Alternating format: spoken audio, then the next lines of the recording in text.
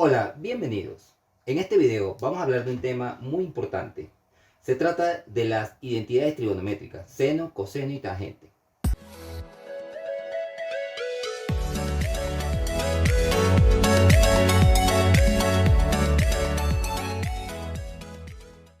Pero primero veamos en el triángulo cómo se obtienen esas funciones. Lo primero que debemos determinar es ubicar los elementos del triángulo rectángulo. En este caso a partir de su ángulo recto. Es decir, el ángulo de 90 grados, el que forma una L, o cuyos lados forman una L. Si tienes dudas sobre este tipo de ángulo, puedes ir a un video que tengo relacionado al tipo de ángulos. Bien, estando claros allí, debemos tomar en cuenta lo siguiente.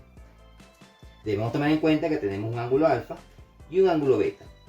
Y en base a ellos, podemos hacer el análisis correspondiente. Cada elemento o cada ángulo tendrá su correspondiente resultado. Por ejemplo, si analizamos beta, para identificar los valores correspondientes o para identificar los lados llamado cateto opuesto o cateto adyacente, debemos tomar en cuenta lo siguiente. El cateto adyacente es aquel que junto con la hipotenusa, que siempre será la misma, me va a formar el ángulo.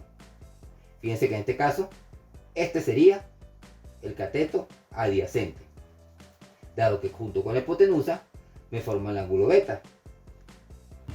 Haciendo el mismo análisis sobre el ángulo beta, vemos el otro lado. Este lado no tiene nada que ver con la formación de su ángulo. Fíjense que está para esta parte. Por lo tanto, a este lado lo voy a llamar cateto opuesto. ¿Ok? Este sería el cateto opuesto.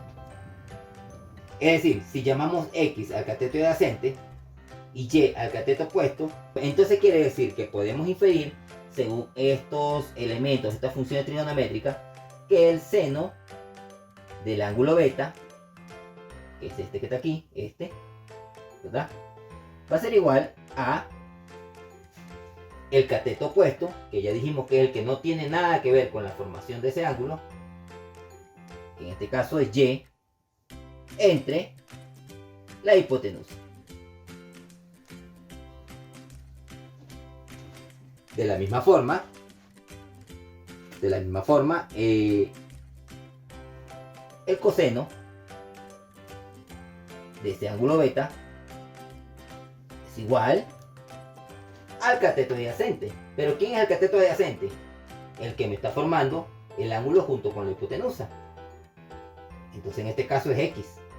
Por lo tanto sería X entre la hipotenusa.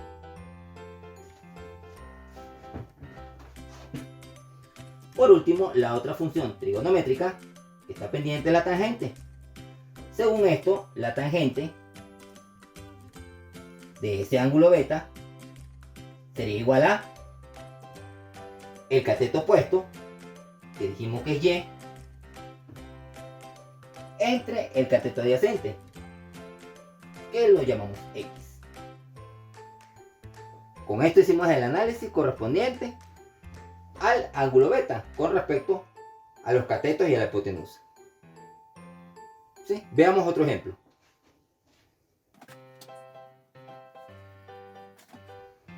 Bien, veamos el segundo ejemplo. Ahora vamos a analizar el ángulo alfa con relación a los lados del triángulo.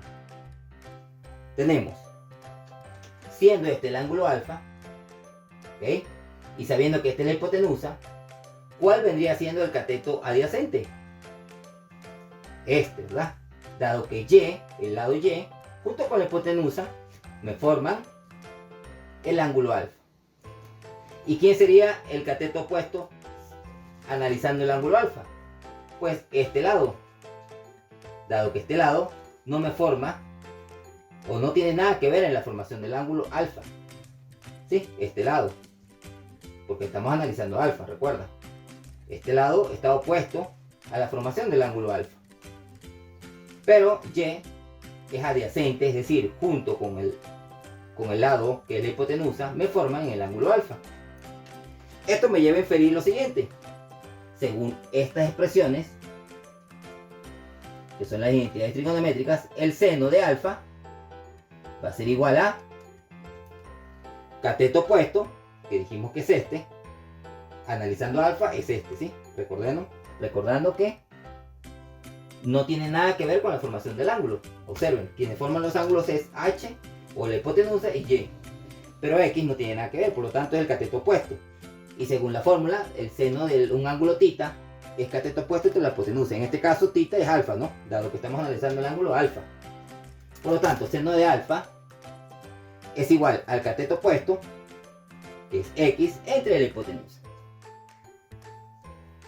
De igual forma, el coseno de alfa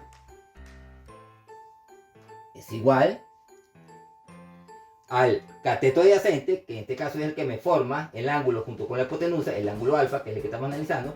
Por lo tanto es Y entre la hipotenusa.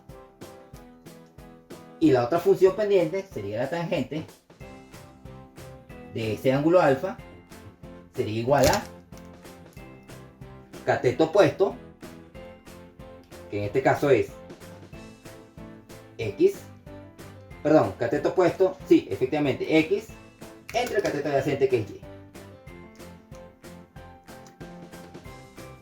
Con esto completaría mi análisis sobre X.